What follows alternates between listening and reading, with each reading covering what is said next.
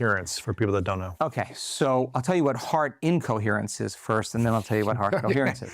So if you're living in stress and you're living in survival, and there's a physiological change in your body when you perceive a threat or a danger in your outer world, or you have the perception that something's going to get worse, and that automatic or autonomic system switches on, and there's an arousal that takes place, and there's a rush of adrenaline, your heart rate starts to increase, and your respiratory rate starts to increase, and blood is...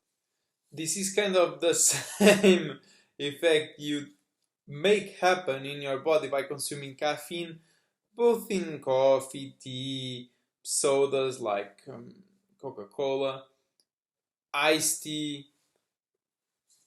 Red Bull, Monster Energy, any of those sorts of drinks have caffeine, and caffeine does adrenalize your body as if something dangerous is happening. And to the extremities and away from the internal organs, and glucose is being mobilized, and you're getting a lot of energy to run, fight, or hide. But let's just...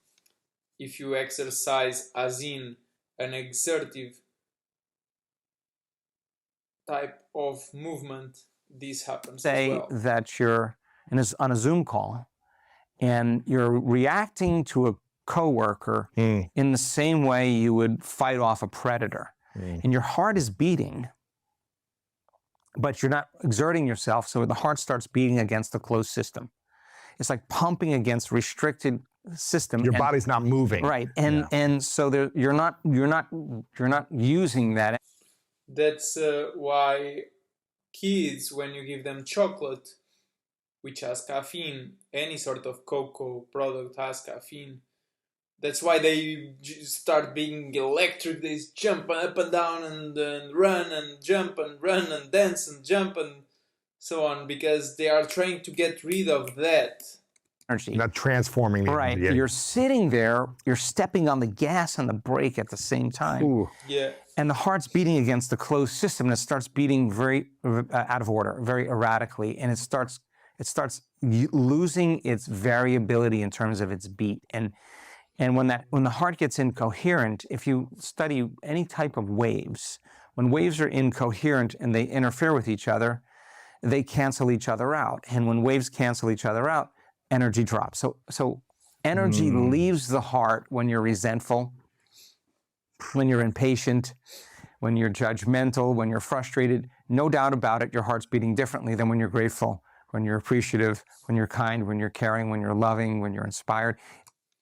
The question is, why are you not automatically being caring, loving, inspiring? The heart is moving out of survival, and we discovered that the heart is the creative center. And when energy moves into the heart, and you're breathing and you're converting your body out of that fight or flight nervous system, that sympathetic system, if you can convert it.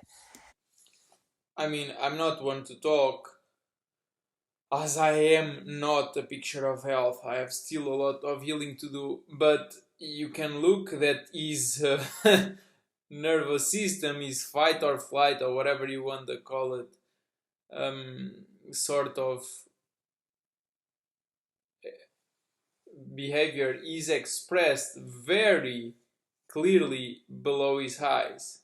I mean, either he sleeps like 4 hours a day or less, or what you see under his highs is exactly a proof that he's living in a sort of survival behavior. Into the parasympathetic system, that nervous system of relaxation. When which I still have a little bit, compared to what I used to have, it's still a lot of these sort of diagonal lines. This is your adrenals talking to you. It means stop freaking jumping on me, stop activating the immune system all of the time. And how do you activate it? By consuming the foods which you shouldn't be consuming. I mean, then there's healing, but if these are too visible on you, which is not his case, he's more like these round circles, it means you are consuming foods you are intolerant to. Your body does not tolerate those proteins, and it starts attacking them. That's one of the reasons you might start to feel uneasy after you eat something just as simple as an egg or a carrot. The heart can come out. It's no longer living in survival or stress, and energy naturally moves into the heart, and the heart starts beating in this beautiful rhythm, like beating a drum or dropping a pebble after pebble after pebble in the water. And the heart starts to emit an external field, a magnetic field.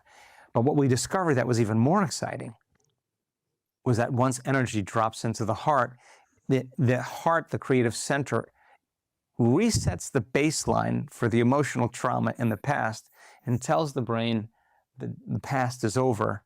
And that's the moment it sends a very strong signal to the brain, and the brain moves into a very creative state. Some people say that lionesses, after their cubs are basically killed by a new male,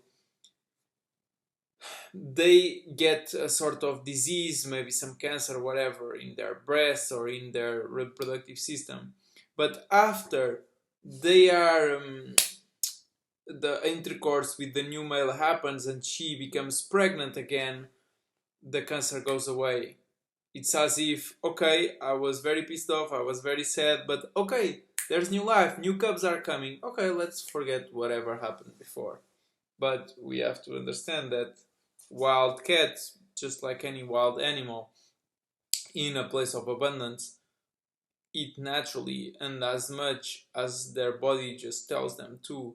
We don't. We basically just eat a whole bunch of processed foods with a bunch of seed oils, with a bunch of Roundup spray.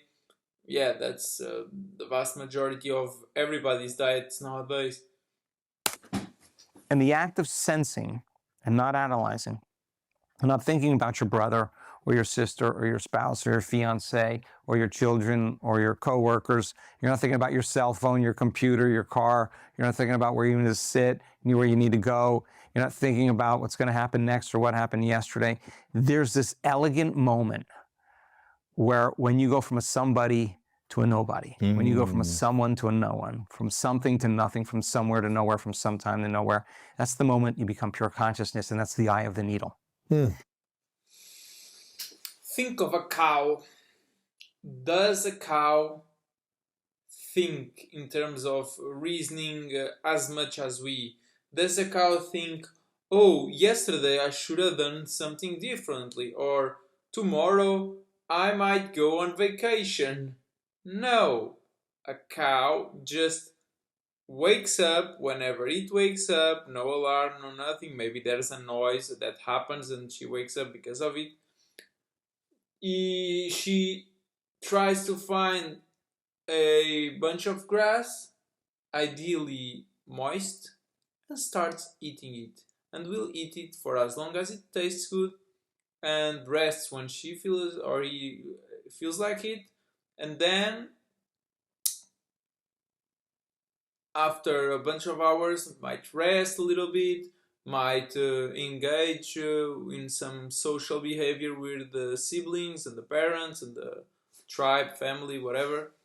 And later in the day, when she starts to feel tired, she falls asleep, or he, and that's it.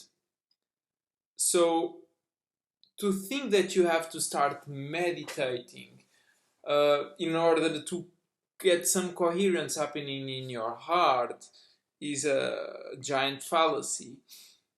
You see, Dr. Joe Dispenza's work is amazing in so that you understand that your reality that you perceive as the 3D world is basically put in front of your eyes for you, by you, because indeed, even though your mind, your thinking, your reasoning, your beliefs, your convictions, what you wish for in life emits some sort of signal out there, even in a more realistic way, that you tell people, oh, I would like a job in this or this sense, I would like to study this or this, I would like a partner this or this other way.